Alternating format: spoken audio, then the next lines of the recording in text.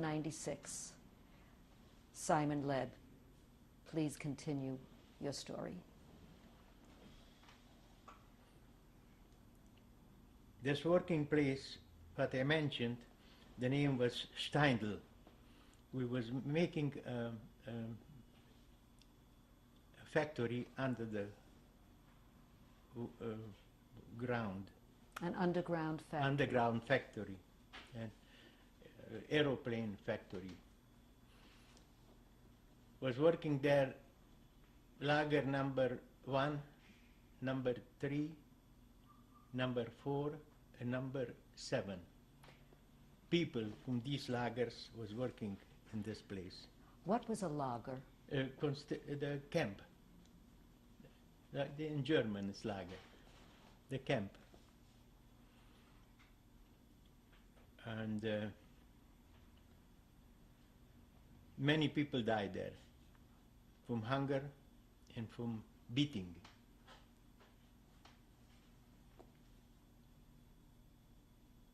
I was a very strong young boy, not only physically, my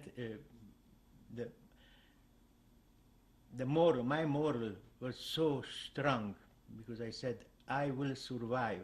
Your will. I will survive. I don't want to die. Because many of my friends, they died there because wasn't food. The people were only bones and skin. And they didn't care nothing. I said to them, why don't you go to clean yourself? So what's the difference? Anyway, I will die. For sure you will die. They died. When was that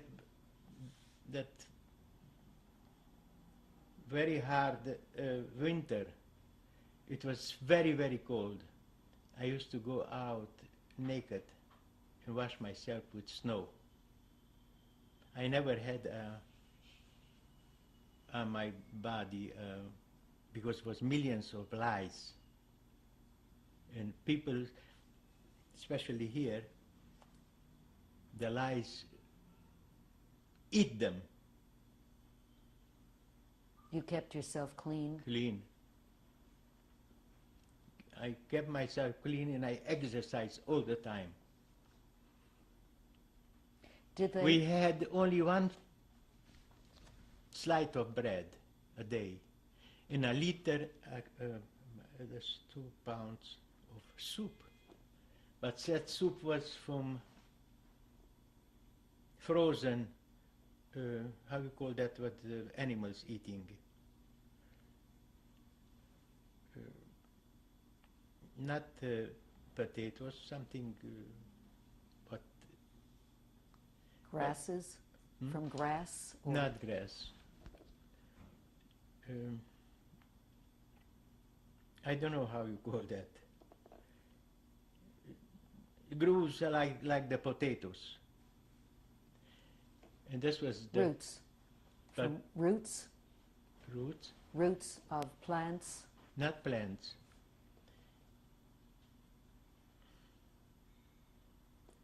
I don't remember how it is called. Anyway, it was worse than the animals wouldn't eat it. And the bread was, I know what kind of bread was, but it was like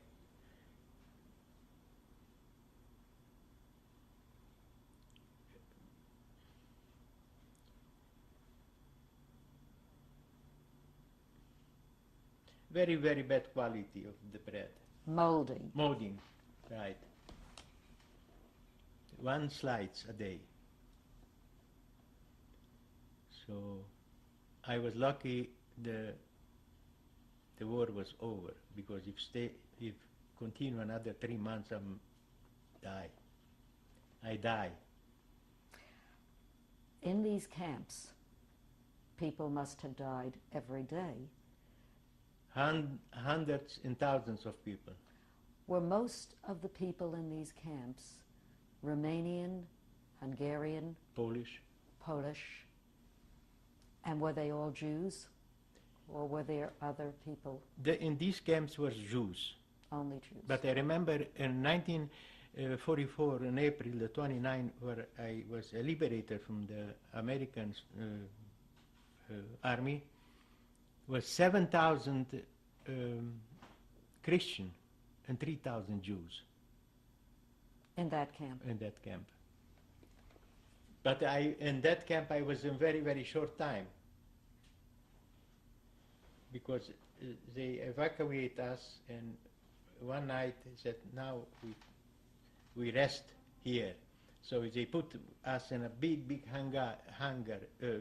Was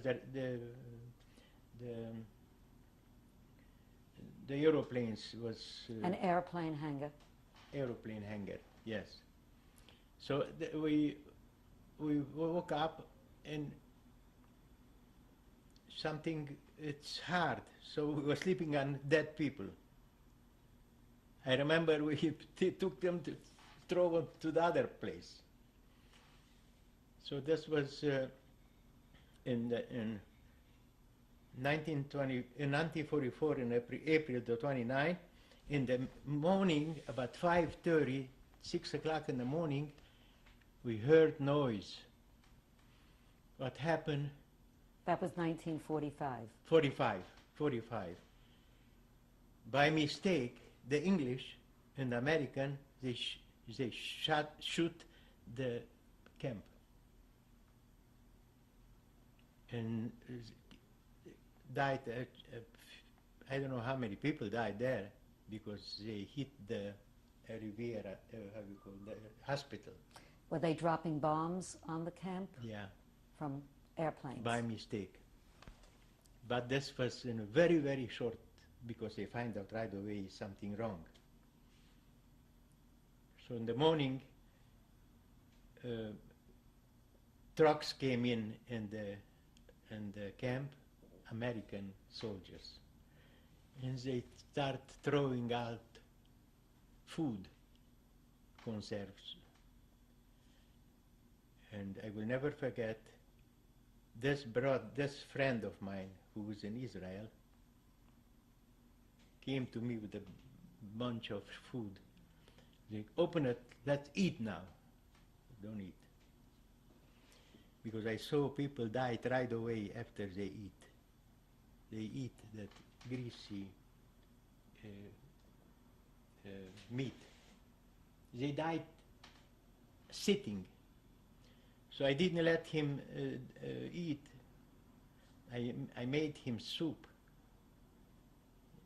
It was the American gave us the, Army food? yes, The K rations? right. And I gave him little by little, and he was crying. He said, so bad, you are a bad man, you mean. All right, I'm mean, but you do what I tell you what to do, because I saved your life. How are you so smart, Simon? I saved his life. You saw what was happening and you stopped Yeah. him. So little by little I gave him food, and he was okay. And after a few days after the liberation, I became very sick. Simon, if we could just go back a moment before liberation. Yes. You're saying in 1 year, from April 1944 Yes. to April 1945, you were in labor camps one after the other. Yes. And you were in one labor camp where you were building an underground factory. How many labor camps were you in that period? I was in You can name. Kaufering, Yes. number 3, number 1, and in Dachau, in 4 labor camps. 4 labor camps. Yes. Now, you were not in Dachau, but you were near Dachau. Near Dachau. And in each of those camps, did you have a different kind of job that you were doing?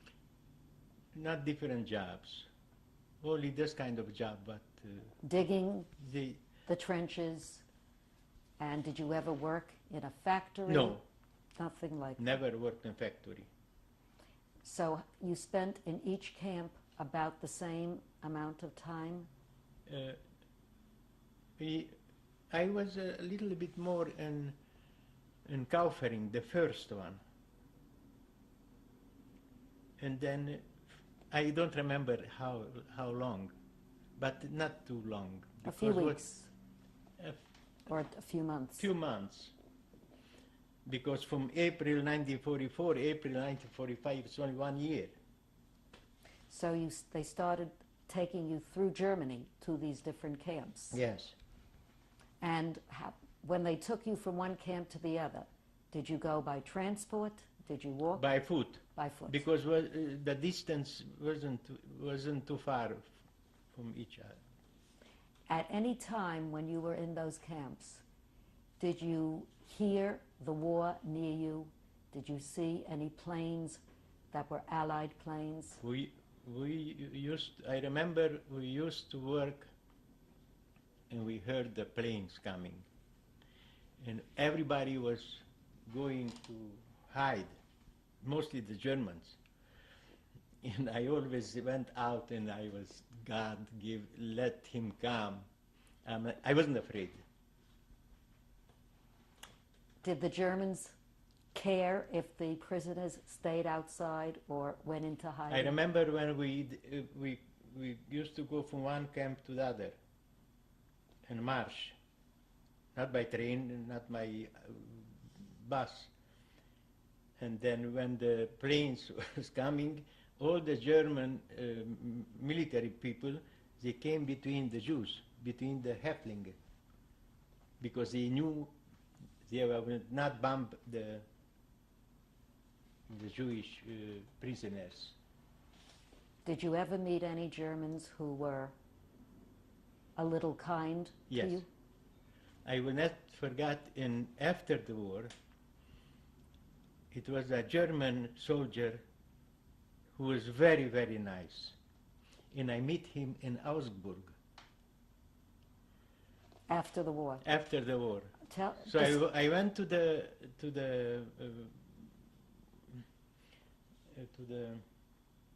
commandant, because every city had a commandant after the war, and I said to him, "This man was SS Wache, Waffen?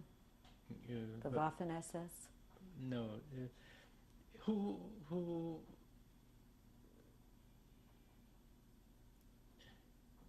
how you call this? He was an SS officer? SS soldier. Yes.